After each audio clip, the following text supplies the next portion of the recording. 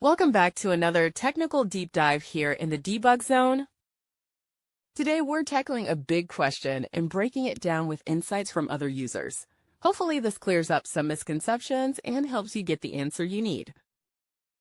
So buckle up, stay a little curious, and let's jump right in.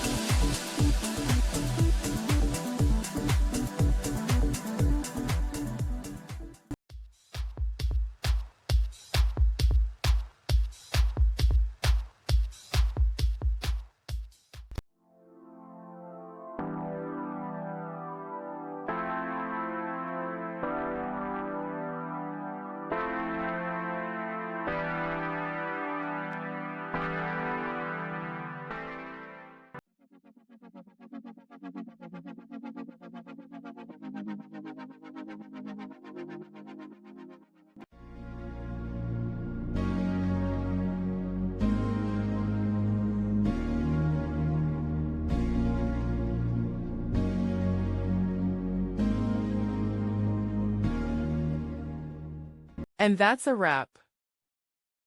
I hope you found the answer you were looking for. If you did, take a second to hit that subscribe button. It really helps out. And let me know in the comments which solution worked best for you. See you next time in the debug zone.